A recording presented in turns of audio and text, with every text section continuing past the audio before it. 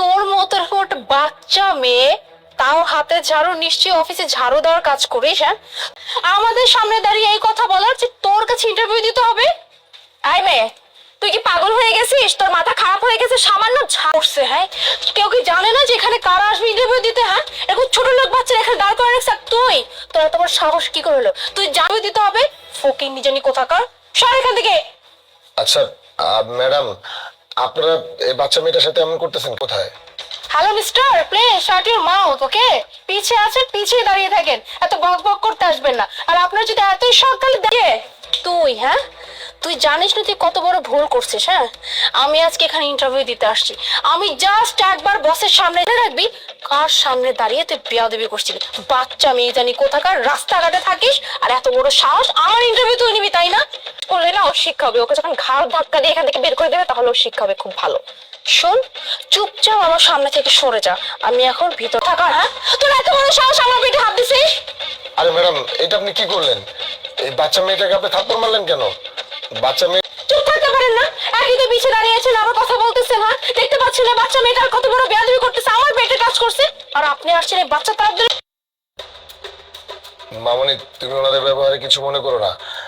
তুমি একটা কাজ করো না, আমার ইন্টারভিউটা নাও, যেহেতু অফিস থেকে তো। আপনি যান ভিতরে গিয়ে স্যারের কাছে ইন্টারভিউ দেন, যান। ঠিক আছে। চলে আসলাম। স্যার, আমি তো বুঝলাম না স্যার, আজকে আপনার এখানে ইন্টারভিউ স্যার, আর আপনি একটা ঝাড়ুদার কিভাবে দাঁড় করে রাখছেন?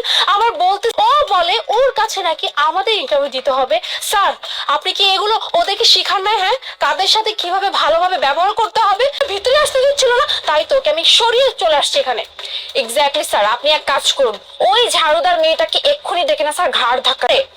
আপনাদের ইন্টারভিউ তো নেওয়া হয়ে গেছে আমার। কে? ইয়ে মানে কি বলছেন স্যার? স্যার, ইন্টারভিউ কখন হলো স্যার? না মানে সমস্যা কি স্যার?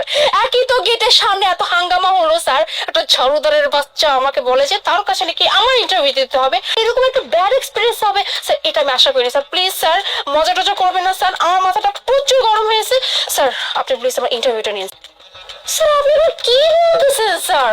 স্যার, আপনাকে দেখে তো মনে হচ্ছে খুবই সেন্সিবল একজন পার্সন স্যার, কিন্তু আপনার মুখে কথা মানে আপনি ইন্টারভিউ দিয়েছেন দেননি তো?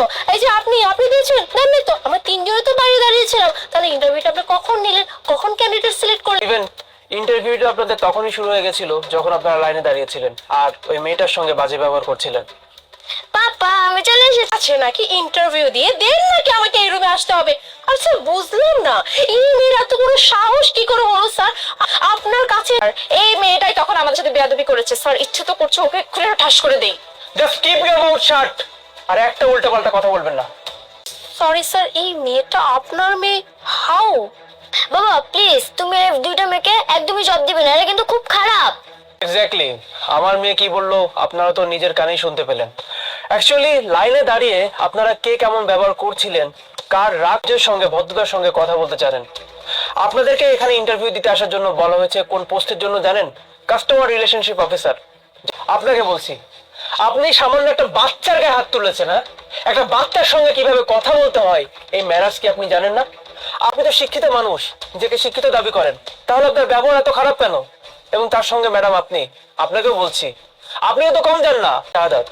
একটাবার তার কথা ভাবুন, এই মানুষটা কিন্তু আপনাদেরকে নিষেধ করেছিল যে আপনারা যেটা করছেন এগুলো এক্সট্রিম লেভেলের বাড়াবাড়ি। বাচ্চা একটা মেয়ে আমাকে এসছেন কমপ্লেন করার জন্য। হ্যাঁ, আমি না অবাক হয়ে যাচ্ছি আপনাদের ব্যবহার দেখে। শুধু কাগজে কলমে শিক্ষিত হলে কি প্রকৃত শিক্ষিত হয় মানুষ? তাদেরকে কিনা আমি আমার অফিসে ইন্টারভিউ দিতে আসার জন্য বলেছি, আর আপনারা আশা করছেন যে এত কিছু জানার পরও আমি আমার কোম্পানিতে আপনাদেরকে এই ব্যাপার করতাম না স্যার, প্লিজ স্যার মাফ করে দিবেন স্যার। স্যার, আমার এই চাকরিটা অনেক দরকার স্যার, আমি সেই 6 মাস যাবত এই কোম্পানিতে জব করার জন্য প্রিপারেশন। ঘরে কিছু মনে করো না স্যার, প্লিজ স্যার আমাকে মাফ করে দিন। হ্যাঁ স্যার, উনি একদম ঠিকই বলেছে, আমরা তো স্যার জানতামই না যে এই মেয়েটা স্যার মানে স্যার এই বাচ্চাটা ক্ষমা করে দিন।